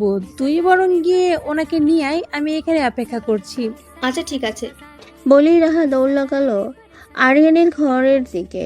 রাশেদা বেগম মিষ্টি এসে বললেন, দেখেছো মাধুর্য, এই মেয়েটা নাকি কয়েকদিন পর বিয়ে, অথচ এখনো কতটা বাচ্চা স্বভাবে রয়ে গেছে মেয়েটা। জি আন্টি, একদম ঠিক বলেছেন। আর ওর এই বাচ্চা সুলভ আচরণগুলো আমি বেশ মিস করব। রাশেদার চোখের কোণে জমা জলটা মুছে বলল, তা মাধুর্য, তোমার বাবা মাকে বুঝিয়ে শুনিয়ে নিয়ে আসতে পারলে না? আসলে আন্টি, বাবার খুব কাজের চাপ, তাই এখন আসা সম্ভব নয়। তবে রাহার বিয়ের দিন অবশ্যই আসবে ইনশাল্লাহ। আচ্ছা ঠিক আছে, তুমি তাহলে অপেক্ষা করো রাহাতের জন্য। আমি একটু রান্নাঘরের দিকে যাচ্ছি, কেমন? জি আচ্ছা।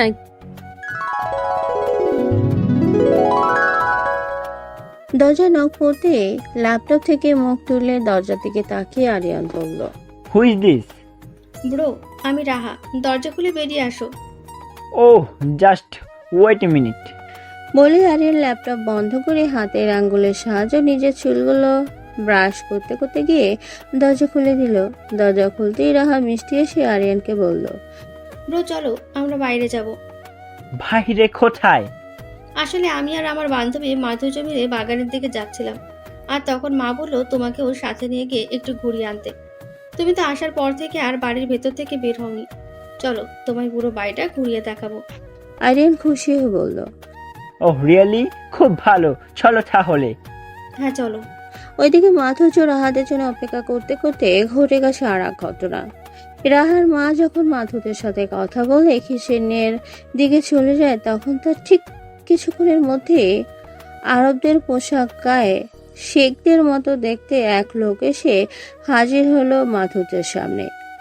মাধুর্য প্রথমে তাকে দেখেনি, কারণ তখন মাধুর্য ফোনে স্ক্রল করছিল। লোকটি মাধুর্যের দৃষ্টি আকর্ষণ করতে একটা লম্বা করে সালাম দিল মাধুর্যের উদ্দেশ্যে। মাধুর্য চমকে ওঠে, সামনে তাকাতেই লোকটাকে দেখে কিছুটা ঘাবড়ে গিয়ে তার সালামের জবাব দিয়ে বলল, কে আপনি? I mean who are you? লোকটা কিছুটা ভাব নিয়ে আরবদের মতো করে বলল, ইয়া হাবিবি, I am mister Kismat from Dubai. Oh আচ্ছা, দেখে এনে কি চাই মিস্টার কিশমিশ? I mean Kismat from Dubai. ইয়া হাবিবি, আমি এখানে আমার একমাত্র ভগ্নিপতির একমাত্র স্ত্রীর একমাত্র মেয়ের মানে আমার একমাত্র আদরের ভাগ্নির বিয়েতে এসেছি। কিন্তু আপনি কোন হে ইয়া হাবিবি? মাধুর্যর আর বুঝতে বাকি নেই এটাই রাহা সেই সুপার কমেডিয়ান মামা কিসমিস। আসলে রাহারাও তার মামাকে মজা করে কিসমিস মামা বলেই রাখে।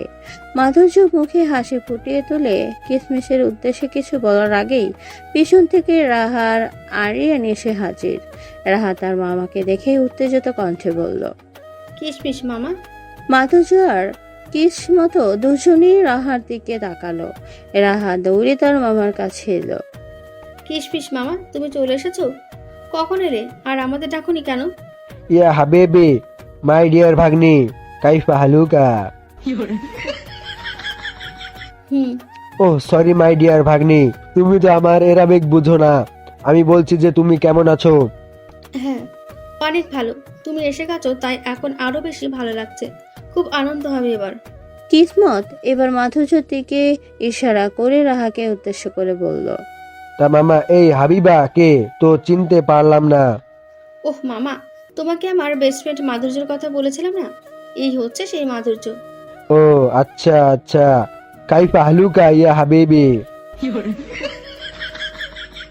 মাধুর্য মিষ্টি হেসে জবাব দিল, আলহামদুলিল্লাহ মামা, আপনি কেমন আছেন? আমি অলওয়েজ ঝাঁকানাকা থাকি। কথাটা বলেই কিসমতের চোখ গেল আরিয়ানের দিকে। আরিয়ান এখনো আগের জায়গায় দাঁড়িয়ে আছে আর বোঝার চেষ্টা করছে এখানে কি হচ্ছে। কিসমতও প্রশ্নসূচক দৃষ্টি নিয়ে রাহাকে বলল, রাহা মামুনি, এই লম্বা চওড়া ভিনদেশি দেখতে জনবকে তো চিনলাম না। রাহা আরিয়ানের দিকে তাকিয়ে বলল, ও ব্রো, তুমি এখনো ওইখানে কেন দাঁড়িয়ে আছো? এদিকে এসো। আর মামা, এটা তো আমাদের আরিয়ান ব্রো, বড় জেঠুর ছেলে। লন্ডন থেকে আজই এসেছে। রাহার কথার মাঝে আরিয়ান এসে রাহাদের কাছে দাঁড়ালো। কিসমত আরিয়ানের দিকে হাত বাড়িয়ে দিয়ে বলল, আসসালামু আলাইকুম ইয়া হাবিবি, কাইফা হালুকা। ওয়ালাইকুম আসসালাম ইয়া হাবিবি, কেইফা হালুকা? আরিয়ান এবার মাথা চুলকে বলল, আরিয়ান কিসমতের সালামের অর্থটা বাদে আর কিছুই বুঝতে পারল না, তাই সে কিসমতের সাথে হ্যান্ডশেক করে শুধু সালামের জবাব দিল। রাহা বলল, মামা, আরিয়ান ব্রো আরবি বোঝে না, তার সাথে বাংলায় না হয় ইংরেজিতে কথা বলো। ও আচ্ছা আচ্ছা, how are you mister Aryan, do you know me? I am mister Kismat and Rahas uncle, Rahas is my nice. Oh, really? Then you are also my uncle, right? Yeah তোমরা কথা বলো, আমি মাকে ডেকে আনছি। কিসমত দ্রুত বলে উঠল, না না ভাগ্নি, তোমার মাকে না ডেকে বরং আমাকে বলে দাও তোমার মা বাবা কোথায় আছে, আমি তাদের সারপ্রাইজ দিতে চাই। ও তাই? কিন্তু মামা, বাবা তো বাজারে গেছে, আর মা মনে হয় রান্নাঘরে কিংবা তার ঘরে। মাধুর্য বলল, আন্টি রান্নাঘরে আছে মামা, রান্নাঘরটা চিনেন তো? অবশ্যই চিনি মামুনি, এবং ধন্যবাদ তোমাকে ইনফরমেশন দেওয়ার জন্য। তাহলে তোমরা থাকো, আমি বরং গিয়ে আপনাকে সারপ্রাইজ দিয়ে আসি। ইয়াং ম্যান, দেখা হচ্ছে তাহলে আবার। আরিয়ানের পিঠে চাপড় দিয়ে বলল কিসমত। আরিয়ান মিষ্টি এসে বলল, Yeah, sure. কিসমত রাহাদের থেকে বিদায় নিয়ে চলে গেল তার বোনকে সারপ্রাইজ দিতে রান্নাঘরের দিকে। আর এইদিকে রাহা মাধুর্য এবং আরিয়ানকে নিয়ে বাগানের উদ্দেশ্যে হাঁটা দিল। বাগানে হাঁটতে হাঁটতে নানা রকমের কথা বলছে রাহা। এক পর্যায়ে সে আরিয়ানকে বলে উঠল। ব্রো, তোমার কাউকে ভালো লাগে না? আরিয়ান রুকুজকে জিজ্ঞেস করলো। What do you mean? I mean, তোমার কোনো মেয়েকে ভালো লাগে কিংবা কাউকে লাভ করো? আরিয়ান আবার বুঝতে পারে মাধুর্যর দিকে এক পলক তাকে রাহার উদ্দেশ্যে বলল। কেমন কাউকে পাইনি। রাহার মাধুর্য অবাক হয়ে আরিয়ানের দিকে তাকালো। রাহা বলল, ওয়েট ব্রো, তোমার তো এখন 31 বছর বয়স চলছে শুনলাম। এই 31 বছরে এমন একটা মেয়েও পাওনি যাকে তোমার পছন্দ হয়? আরিয়ান আবারও কেন জানি মাধুর্যের দিকে এক পলক তাকিয়ে রাহার উদ্দেশ্যে বলল। I don't know. আচ্ছা বাদ দাও, এখন এটা বলো যে তুমি কেমন মেয়ে বিয়ে করতে চাও। বিয়ে করবে তো নাকি? আরিয়ান মুছিয়ে সে সামনের দিকে হাঁটতে লাগলো আর বলতে লাগলো। বিয়ের খবর কি না জানি না, বিকজ এইটা টোটালি লাকের উপর ডিপেন্ড করছে, বাট আমি বিয়ে করলে খুব সুইট একটা মেয়েকে বিয়ে করতে চাই। মাধুর্যর আবার হাসি পেল আরিয়ানের বাংলা উচ্চারণগুলো শুনে।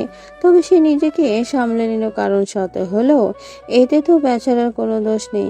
সে বিদেশে বড় হয়েছে, যার কারণে বাংলা তেমন একটা শিখতে পারেনি সে। তবুও সে যে বাংলায় কথা বলার এতটা চেষ্টা করছে, সেটাই অনেক। যাই হোক, রাহা আবার বলল, ওয়াও ব্রো, তাহলে তো তোমার জন্য মিষ্টি দেখে একটা বউ খুঁজতে হয়, কি বলো? আরিয়ান কিছু না বলে শুধু মিষ্টি হাসলো। রাহা এবার মাধুর্যর উদ্দেশ্যে বলল, কি রে মাধুর্য, তুই এবার এত চুপ হয়ে আছিস কেন? তুই কি আবার আরিয়ান ব্রোকে লজ্জা পেতে শুরু করলি নাকি? রাহার কথায় আরিয়ান পেছনে ফিরে মাধুর্য দিকে তাকালো। আরিয়ানকে তাকাতে দেখে মাধুর্য এবার সত্যি কিছুটা লজ্জাবোধ করতে লাগলো। তবুও সে সেটা আড়াল করার জন্য রাহাকে উদ্দেশ্য করে বলল, আমি কেন লজ্জা পেতে যাব? ওনাকে অযথা উল্টাপাল্টা কথা বলিস না তো। আমি তো জাস্ট তোদের কথা শুনছিলাম, তাই চুপ করেছিলাম। আরিয়ান মুছিয়ে এসে আবার সামনের দিকে ঘুরে হাঁটতে লাগলো। এদিকে রাহা ঠিকই মাধুর্যের মুখে লজ্জার আভা দেখতে পেয়েছে, তবুও সে আর আরিয়ানের সামনে এই নিয়ে কখনো কথা বলল না। রাহা প্রসঙ্গ পাল্টে করে আরিয়ান আর মাধুর্যকে একে অপরের মধ্যে জড়তা কাটিয়ে তোলার জন্য বলল। ব্রো শোনো। আরিয়ান পিছনে ফিরে বলল, ইয়েস, বলো। তুমি আর মাধুর্য এখানেই থাকো, হ্যাঁ? আমি গিয়ে 3 জনের জন্য কফি নিয়ে আসি। মাধুর্য বলল। তাহলে আমিও যাই, চল। রাহা দ্রুত সজোরে বলে উঠল। না। আরিয়ান আর মাধুর্য দুজনেই অবাক হলো রাহা এভাবে না বলে ওঠায়। রাহা তা বুঝতে পেরে কৃত্রিম হেসে বলল, না মানে তুই গিয়ে কি করবি? আমি গিয়ে নিয়ে আসছি, এই যাবো আর আসবো। ততক্ষণ বরং তুই আর ব্রো একটু কথা বল। তাছাড়া তুই আর আমি দুজনে যদি চলে যাই কফি আনতে, তাহলে ব্রো এখানে একা আনইজি ফিল করবে, তাই না ব্রো? আরিয়ান রাহার কথা জবাবে কিছু না বলে মাধুর্য দিকে তাকালো। সে বুঝতে চাইছে মাধুর্য এখানে আরিয়ানের সাথে থাকতে চাইছে কিনা। মাধুর্যও ব্যাপারটা বুঝতে পেরে বলল, আচ্ছা যা, তবে তাড়াতাড়ি ফিরবি কিন্তু। হ্যাঁ অবশ্যই, আমি আসছি। হ্যাঁ ব্রো, তুমি মাধুর্যর সাথে কথা বলো, আমি তাড়াতাড়ি ফিরে আসবো। আরিয়ান মুছিয়ে এসে মাথা নাড়ালো। রাহা চলে গেল বাড়ির ভেতরে। এবার আরিয়ান আর মাধুর্য একে অপরের দিকে তাকালো। আরিয়ান মুচকে এসে বলল, চলুন সামনেই যাই। মাধুর্য মাথা নেড়ে সম্মতি জানিয়ে হাঁটা ধরলো আরিয়ানের সাথে। কিছুক্ষণ দুজনেই নীরবে হাঁটতে লাগলো। এরপর এক পর্যায়ে নীরবতা ভেঙে আরিয়ান বলে উঠল। What's your name? মাধুর্য মুচকি এসে বলল, Madhurya Mehrin. Wow, nice name. Thank you. Your most welcome. By the way, আপনি কি করেন? I mean, what do you do? জি, আমি রাহার সাথে এবার অনার্স ফাইনাল ইয়ারে পরীক্ষা দিয়েছি, কিন্তু এখনো রেজাল্ট বের হয়নি। ও আচ্ছা, খুব ভালো। মাধুর্য হাসলো। আরিয়ান কিছুটা বিব্রত বোধ হয়ে বলল, তুমি হাসছো কেন? আর ইউ লাউচিং অ্যাট মি? মাধুর্য কিছুটা অপ্রস্তুত হয়ে বলল, না না, আমি তো এমনিতেই হাসছিলাম। আই নো ইউ আর লাউচিং অ্যাট মি বিকজ আমি ভালোভাবে বাংলা পড়তে পারি না। অ্যাকচুয়ালি আমার বার্থ তো লন্ডনে হয়েছিল, আর আমি হোল লাইফ সেখানেই ছিলাম। That's why I can't speak Bangla very well. আমি যতটুকু বাংলা পড়তে জানি তা শুধু আমার ড্যাডের থেকেই শুনে শিখেছি। বাট আই নো আমার বাংলা সঠিক নয়, তবুও আমি চেষ্টা করি বাংলা বলার, বিকজ এতে আমার ড্যাড খুব হ্যাপি হয়। মাধুর্য এবার বুঝতে পারলো যে আরিয়ানের উচ্চারণ বা কথা বলা নিয়ে তার তখন ওই রকম মজা করা একদমই ঠিক হয়নি। আরিয়ানের জায়গাটা নিজে থাকলে হয়তো তার ক্ষেত্রেও এমনটা হতো। সেও হয়তো ভালোভাবে বাংলা পড়তে পারতো না, আর তারও হয়তো তখন খারাপ লাগতো কেউ তার উচ্চারণ নিয়ে মজা করলে, হাসাহাসি করলে। এখন আরিয়ানেরও নিশ্চয়ই খুব খারাপ লাগছে। তাই অনুতপ্ত দৃষ্টিতে আরিয়ানের দিকে তাকিয়ে বলল, আমি দুঃখিত মিস্টার আরিয়ান, আমি সত্যি এবার আপনাকে কষ্ট দেওয়ার জন্য বা আপনাকে বিদ্রুপ করে হাসিনি, কিন্তু এটা ঠিক যে প্রথম এই বাড়িতে আসার পর আপনার কথা শুনে আমি হেসে ফেলেছিলাম, তার জন্য আমি সত্যিই দুঃখিত। আমার এরকম করা একদমই উচিত হয়নি। আমারও বোঝা উচিত ছিল যে সবার একটা নির্দিষ্ট মাতৃভাষা আছে, আর সেটা ভাষায় হয়তো সবচেয়ে বেশি ভালো জানে। যেমন আমি বাংলা খুব সহজে কথা বলতে পারি, ঠিক তেমনি আপনি ইংরেজিতে সবচেয়ে ভালোভাবে কথা বলতে পারেন, কারণ যুক্তি দিয়ে ভাবতে গেলে আসলে এটাই আমাদের মাতৃভাষা। তাই আমি আপনার কাছে ক্ষমা চাচ্ছি, আপনি রাগ করবেন না প্লিজ। আরিয়ান মিষ্টি এসে বলল, নো নো, ইটস ওকে, আমি রাগ করিনি একদমই। ধন্যবাদ, কিন্তু আমার একটা রিকোয়েস্ট আছে, রাখবেন? ইয়া শিও, কি করতে হবে বলুন। রিকোয়েস্টটা হচ্ছে এরপর থেকে আমাকে কখনো হাসি দেখলে আবার এটা ভেবে বসবেন না যে আমি আপনাকে নিয়ে বা আপনার কথা বলা নিয়ে হাসছি। আমি কিন্তু এমনিতেও হাসি। আরিয়ান মুচকি এসে বলল, ইয়া আই নো, রাহা আমাকে বলেছিল। রাহা, আবার কি বলেছিস? আরিয়ান আনমনেই বলে ফেলল, ওই তো, আপনার মাথায় প্রবলেম আছে, তাই আপনি শুধুই হাসেন। মাধুর্য এখন রাগ করবে নাকি হাসবে সেটাই ভেবে পাচ্ছে না। সে তো দেখছে আরিয়ানকে রাহা যে ইশারায় বলেছিল মাধুর্যের মাথায় সমস্যা আছে, কিন্তু সেটা যে আরিয়ান এতটা স্বাভাবিকভাবে আবার মাধুর্যকেই ডিরেক্ট বলে দেবে সেটা ভাবতেও পারেনি মাধুর্য। এদিকে আরিয়ানও কথাটা বলার পর বোকা বনে গেল। দুজনের দিকে স্তব্ধ হয়ে তাকিয়ে আছে। কারো মুখেই কোনো কথা নেই। পরিবেশ একদমই নীরব। যেমনটা কোনো ঝড় আসার পূর্বে পরিবেশটা একদম থমথম মেরে থাকে, তেমনই এখন পরিবেশটাও থমথমে। তবে এই নীরবতা আর থমথমের ব্যাপারে এরপর ঝড় নয়, বরং হঠাৎ দুজনের একসাথে হা করে হেসে ওঠা। এর মধ্যে রাহা কফি নিয়ে আস্তে আস্তে দেখতে পেল আরিয়ানের মাধুর্য একে অপরের সাথে কি নিয়ে যেন প্রচন্ড হাসছে। রাহা ওদের কাছে এগিয়ে গিয়ে বলল, আমাকে ছাড়াই কি নিয়ে এত হাসাহাসি হচ্ছে শুনি? কিছুক্ষণের মধ্যে কি এমন হাসির ঘটনা ঘটে গেল? আরিয়ানের মাধুর্য হাসি থামিয়ে রাহার দিকে তাকালো। মাধুর্য বলল, হাসির কানটা তুই তো তৈরি করেছিস ফাজিল। আমি? তা নয় তো কি, তুই তো তোর ভাইকে আমার মেন্টাল সার্টিফিকেট দিয়েছিস, তাই না? আর উনি সেই সার্টিফিকেট গলায় ঝুলিয়ে ঘুরছেন। ফাজিল কোথাকার, তুই নাকি বলেছিস আমি পাগল, আর সেটা উনি সিরিয়াস ভেবে বসে আছেন। এখন এই মুহূর্তে তুই তোর ওই ভুয়া সার্টিফিকেট ফেরত নিয়ে ওনার থেকে বল ওনাকে আমার মাথায় কোনো সমস্যা নেই। ও আচ্ছা, এই ব্যাপার। আমি তো ভাবলাম কি নাকি। আসলে ব্রো, আমি তখন মজা করে বলেছিলাম যে মাধুর্যের মাথায় সমস্যা আছে। তাছাড়া তখন তো তুমি খুব রেগেছিলে, তাই যদি মাধুর্যের হাসির জন্য আরো রেগে গিয়ে লন্ডন চলে যাও, সেই ভেবেই ওইটা বলেছিলাম। সরি, এই নাও কফি খাও। আরিয়ান মিষ্টি এসে ট্রে থেকে একটা কফির মগ নিয়ে বলল, ইটস ওকে, আমি বুঝতে পেরেছি সিস্টার, এবং আমি দুঃখিত মিস মাধুজ। আরিয়ানের মুখে মাধুর্যর নাম শুনে রাহা হা করে হেসে উঠল। মাধুর্য রাহা থেকে কফি নিয়ে কফি মুখে দিয়েছিল মাত্র।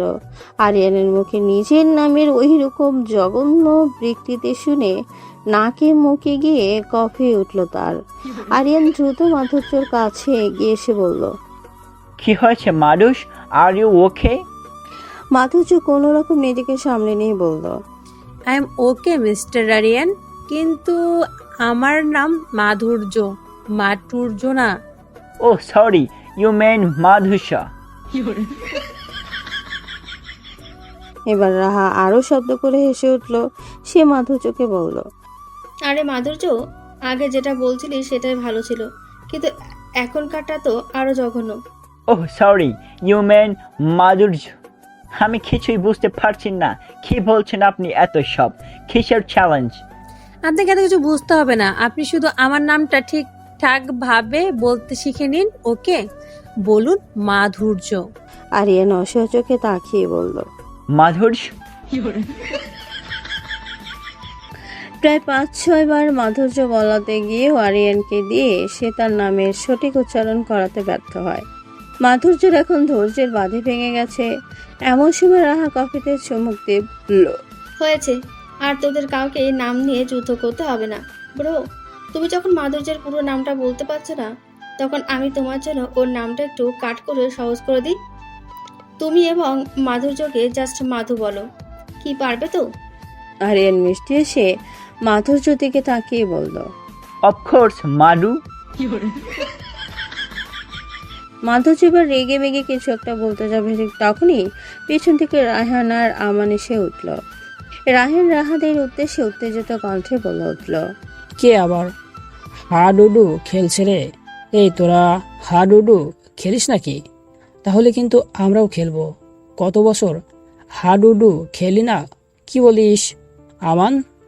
রায়হানের কথা শুনে আবার হাসির রোল ফেলে দিল রাহা। রাহা হাসতে হাসতে কোনো রকমে বলল, ওহো জেঠু, এখানে কেউ হাডুডু খেলছে না, এখানে তো মাডুডু খেলা চলছে। ভালো হচ্ছে না কিন্তু রাহা। মাডুডু খেলা হচ্ছে মানে? এটা আবার কেমন খেলা? আর তুমি এমন রেগে আছো কেন মথুর সরচা মামনি? মাধুর্য এবার অভিযোগের সুরে এতক্ষণ তার নাম নিয়ে কি কি হচ্ছিল তার সব খুলে বলল ওদের কাছে। বেচারা আরিয়ান মুখ কাচুমাচু করে মাধুর্যের দিকে তাকিয়ে আছে। ওইদিকে আমান আর রাহেন মাধুর্যের কথাগুলো শুনে মন দিয়ে শুনে কিছুক্ষণ চুপ থেকে দুজন দুজনের দিকে সিরিয়াস ভঙ্গিতে তাকিয়ে হঠাৎ করেই দুই ভাই একসাথে হা হা করে হেসে উঠল। ওদের হাসি দেখে ওখানে সাথে রাহাও আবার হাসিতে যোগ দিল। ওদের তিনজনের দেখা দেখি আরিয়ানও মুখে হাসি ফুটে উঠল কিছুটা, কিন্তু ওদের সবাইকে এভাবে হাসতে দেখে মাধুর্য এবার কাঁদো কাঁদো চেহারা করে আমান আর রাহেনের উদ্দেশ্য করে বলতে লাগলো, আঙ্কেল, আপনারাও এখন আমার নাম নিয়ে হাসছেন? ধ্যাত, আমি থাকবোই না এখানে। বলেই মাধুর্য বাচ্চাদের মতো নাক ফুলিয়ে রাহার হাতের কফির মগটা ধরিয়ে দিয়ে লম্বা লম্বা পা ফেলে চলে যেতে লাগলো। পিছন থেকে রাহা আমানরাও ডাকছে মাধুর্যকে, আর সেই সাথে আরিয়ানও মাডু মাডু বলে ডাকছে। আর এই ডাক শুনে যেন আগুনে ঘি ঢালার মতো মাধুর্যকে আরও তাতিয়ে দিল। সে ফুঁসতে ফুঁসতে বাড়ির ভেতরে চলে গেল। রায়হান বলল, যা, মেয়েটা চলে গেল। আমাদের এইভাবে হাসাটা একদমই উচিত হয়নি। ডোন্ট ওয়ারি জেঠু, ও কিছুক্ষণ পর এমনিই ঠিক হয়ে যাবে। আরিয়ান মন খারাপ করে বলে উঠল, আমার মাধুকে সরি বলা উচিত ড্যাড, বাট আমি বুঝতে পারছি না সে কেন এত রাগ করছে। আমি তো রাহা যেটা বললো সেটাই বললাম, তবুও মাধু কেন এত রাগ করলো? রাহা ট্রেতে কফির মগটা রাখতে রাখতে বলতে লাগলো, ডোন্ট ওয়ারি ব্রো, মাধুর্য কিছুক্ষণ পর এমনিতেই ঠিক হয়ে যাবে। আর আমি তো আছি, আমি এক্ষুনি গিয়ে ওর রাগ ভেঙে দেবো। তুমি এখন বাবা আর জেঠুর সাথে গল্প করো, আমি মাধুর্যের কাছে যাচ্ছি। দাও, কফির মগটা দাও। আরিয়ান কফির মগটা রাহার হাতে থাকা ট্রের উপর রেখে রাহা বুঝতে পারলো মাধুর্য ওইভাবে চলে গেছে বলে আরিয়ানের মন খারাপ হয়েছে, তাই সে আর তাকে না করলো না। দুজনেই আমান আর রায়হানের থেকে বিদায় নিয়ে চলে গেল বাড়ির ভেতরের দিকে। রায়হান চুপচাপ আরিয়ানের যাওয়ার দিকে তাকিয়ে থেকে কিছু একটা ভাবছিল। আমান তার ভাইয়ের উদ্দেশ্যে বলল, কি এত ভাবছো ভাই? আরিয়ানের মন খারাপ সেটা নিয়ে? না, তাহলে? ভাবছি আমার যে ছেলে লন্ডনে অনেক সুন্দরী সুন্দরী মেয়েদেরও পাত্তা দেয় না, এমনকি অনেক নামি দামির মডেল অ্যাক্টর যদি তার সামনে দিয়ে ছোট ছোট পোশাক পরেও চলে যায়, সে তাদের দিকে ঘুরেও তাকায় না। লন্ডনে অনেক মেয়ে তাকে না পেলে সুইসাইড করবে বলেও হুমকি দিয়েছে, কিন্তু সে এগুলো কানেও নেয়নি। অথচ আর সে ছেলেকে এই একদিনের পরিচয়ে একটা সাধারণ বাঙালি মেয়েকে নিয়ে এতটা ভাবতে দেখেছি। ইনফাস্ট সে মেয়েটা তার উপর রাগ করছে বলে তারও মন খারাপ হচ্ছে। সে ভাবছে তার কারণে ওই মেয়েটি কষ্ট পেয়েছে বা মন খারাপ করেছে। ভাবতে পারছিস, আমার ডোন্ট কেয়ারের মাথা নিয়ে ঘোরা ছেলে এই প্রথম কোনো মেয়েকে কেয়ার করছে। তার মন খারাপ, নিজেও মন খারাপ করছে, আর তাকে সরি পর্যন্ত বলতে চাইছে। এবার মনে হচ্ছে আমার দেশে আসাটা সার্থক হবে রে ভাই। আমার মনে হচ্ছে এবার ছেলের বউ নিয়ে লন্ডনে ফিরতে পারবো। আমান অবাক হয়ে বলল। মানে কি বলছো এসব? আমি তো কিছুই বুঝতে পারছি না। রায়হান আমানের কাঁধে হাত রেখে বলল, মনে হচ্ছে এই সে মেয়ে যার জন্য আমার ছেলে এত বছর ধরে অন্য কোনো মেয়ের প্রতি দুর্বল হয়নি। আর এই মেয়ে সেই মেয়ে যে কিনা আমার বিলিত ছেলেকে ইংরেজ সাহেব থেকে একদম খাঁটি বাঙালি বাবু বানাতে পারবে। দেখলি না, সামান্য একটু তেজ দেখেই আমার ছেলে কেমন নিস্তুজ হয়ে গেল। ওর জায়গায় অন্য কোনো মেয়ে হলে আই অ্যাম শিওর দ্যাট সে এতক্ষণে সে মেয়েটাকে দাঁতের ডাক্তারের কাছে পাঠাইতো। ওইদিকে মাধুর্য ঘরে এসে মুখ ফুলিয়ে বসে আছে। রাহা ঘরের দরজার সামনে এসে ঘরের ভিতর উকি মেরে মাধুর্যের অবস্থা দেখে নিল। রাহার পিছনে দাঁড়িয়ে আছে আরিয়ান। সে এসেছে মাধুর্যকে সরি বলতে, নইলে নাকি তার মনে শান্তি আসবে না। যাই হোক, রাহা মাধুর্যকে দেখে নিয়ে আরিয়ানকে হাতের ইশারায় ভেতরে যেতে বলে নিজেও ঘরের ভেতরে ঢুকে পড়ল। রাহা ঘরে ঢুকলেও আরিয়ান ঘরে না ঢুকে ভদ্রতা বজায় রাখতে দরজায় নক করলো। মাধুর্য মুখ তুলে দেখে রাহা তার সামনে, আর দরজার সামনে আরিয়ান দাঁড়িয়ে আছে বাচ্চাদের মতো মুখ করে। আরিয়ানের এই বাচ্চা সুলভ চেহারা দেখে মাধুর্যের খুব জোর হাসি পেল। সে ভাব নিয়ে মুখ খুঁড়ে বসে রইল। রাহা বলল, মাধুর্য ব্রো তোর সাথে কথা বলতে এসেছে, তোকে সরি বলতে চাই। আর আমিও সরি রে। মাধুর্য রাহার দিকে না তাকিয়ে বলল, আমার কারোর সরির প্রয়োজন নেই। আরিয়ান এবার দরজার সামনে থেকেই বলে উঠল, আমি সরি মাধু, ওহ সরি, আমি আর তোমাকে নাম ধরে ডাকবো না, প্রমিস। তুমি আমার উপরে রাগ করে থেকো না। তুমি না চাইলে আমি আর তোমার সাথে কথাও বলবো না, বাট তবুও তুমি আমার উপরে রাগ করে থেকো না। আমি তো আর কদিন পরেই চলে যাব লন্ডনে, তখন আর আমার রং বাংলাগুলো শুনতে হবে না তোমায়।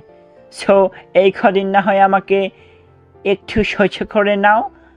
আর আমার আর কিছু বলার নেই, চলে যাচ্ছি আমি, বাই। আরিয়ানের কথাগুলো শুনে রাহা মাধুর্য দুজনেই খুব খারাপ লাগলো। আর মাধুর্য বুঝতে পারলো যে তার এই ব্যাপারটা নিয়ে এতটা রিয়েক্ট করা ঠিক হয়নি, যেখানে সে জানে আরিয়ানের বাংলায় কথা বলতে কষ্ট হয়। আরিয়ান মুখ ঘুরিয়ে চলে যেতে নিলে মাধুর্য দ্রুত উঠে বলল, শুনুন, আরিয়ান থেমে গিয়ে পেছনে তাকালো।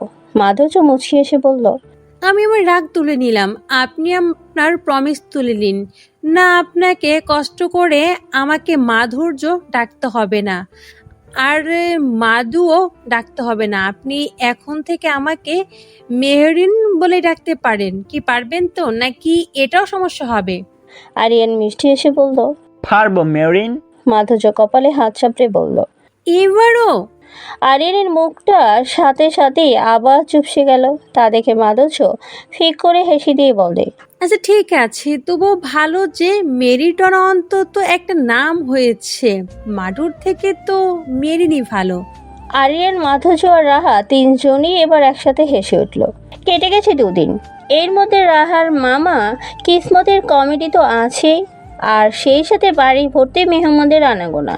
আর এই সব কিছুর মাঝে আরিয়ান এখন মোটামুটিভাবে অনেকটাই স্বাভাবিক বোধ করছে এখানে। প্রথম সে এত মানুষ একসাথে থেকে কিছুটা অস্বস্তি বোধ করলেও এখন আস্তে আস্তে সেই সমস্যাটা কেটে যাচ্ছে তার। আর তার একমাত্র কারণ মাধুর্যের সাথে এখন আরিয়ানের অনেকটা বন্ধুত্বপূর্ণ সম্পর্ক গড়ে উঠেছে, যার কারণে বেশিরভাগ সময় সে মাধুর্যের সাথে কাটায়। যদিও অনেকে এই ব্যাপারটা নিয়ে কানাঘুষা করছে, কিন্তু যখন দেখছি আরিয়ানের মা বাবারও মাধুর্যের সাথে খুব ভালো সম্পর্ক, তখন আর এই ব্যাপারে সরাসরি তাদের কিছু বলার সাহস পায় না তারা। আসলে এই 2 দিনে আরিয়ানের বাবা রায়হান আর মা মোনালিসাও মাধুর্যর সাথে অনেকটাই মিশে গেছে। রায়হান তো ভেবেই নিয়েছে যে বিয়েতে মাধুর্যর মা বাবা এলেই তাদের কাছে মাধুর্য আর আরিয়ানের বিয়ের প্রস্তাব রাখবে। আর মোনালিসার সাথে মূলত আরিয়ান মাধুর্যকে কথা বলিয়েই দেয়। আর যেহেতু মাধুর্য শিক্ষিতা, আধুনিক একটা মেয়ে, তাছাড়া মাধুর্যের সাথে মিশে আরিয়ানও এখানে অনেকটাই প্রাউড ফিল করছে। তাই মোনালিসারও মাধুর্যকে খুব ভালো লেগে যায়। আর মাধুর্য মোনালিসার সাথে বেশ ভালো ভাব জমিয়ে ফেলেছে।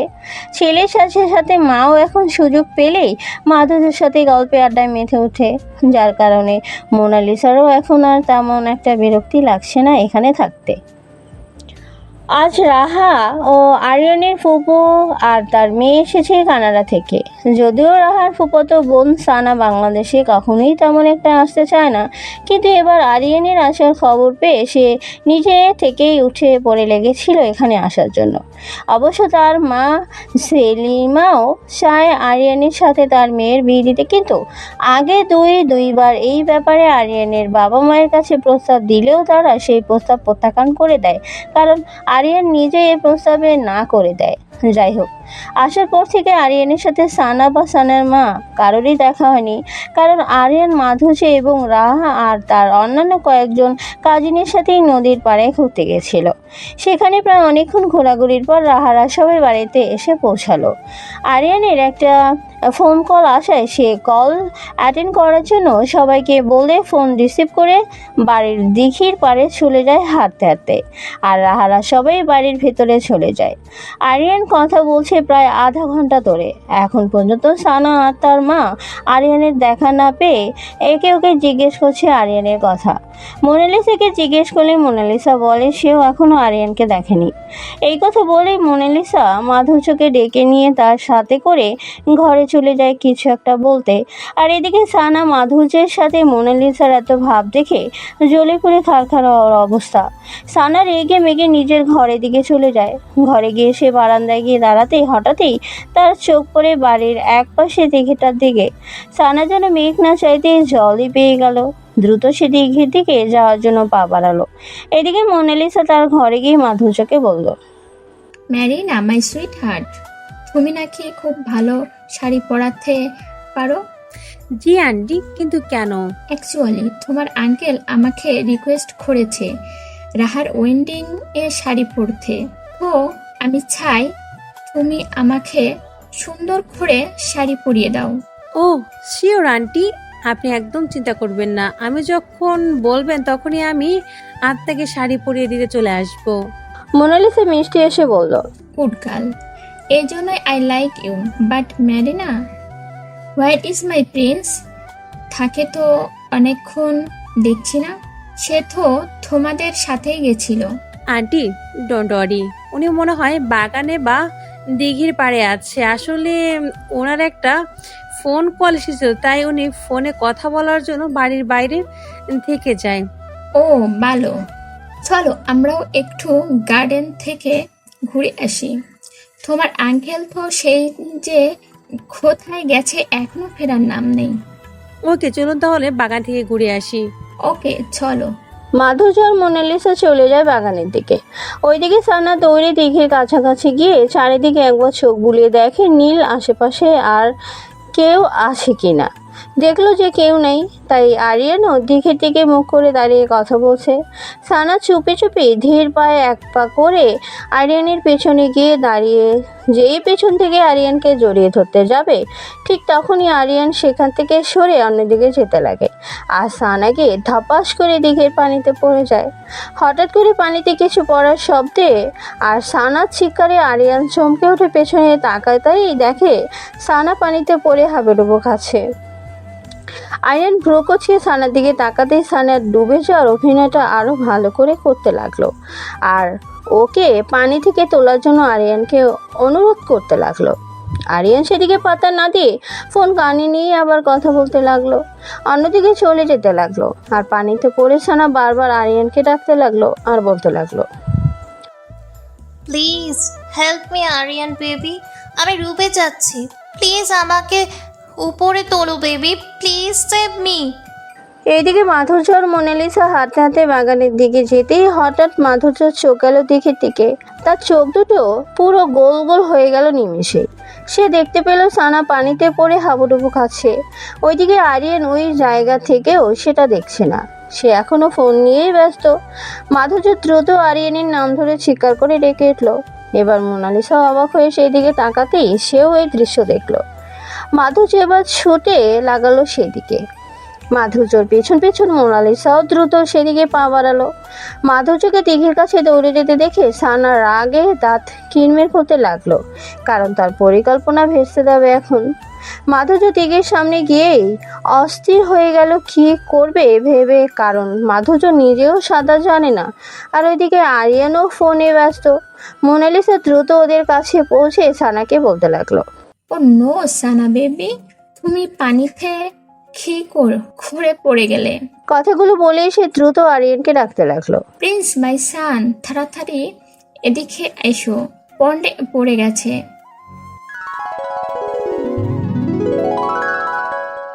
তো বন্ধুরা, এটি ছিল এই গল্পের প্রথম সিজন। এটা আমি পুরোটাই দিয়ে দিলাম। তো খুব শীঘ্রই গল্পের দ্বিতীয় সিজন আসতেছে। তো এই গল্পটা আপনাদের কাছে কেমন লাগতেছে অবশ্যই নিচে কমেন্ট করে জানিয়ে দিন।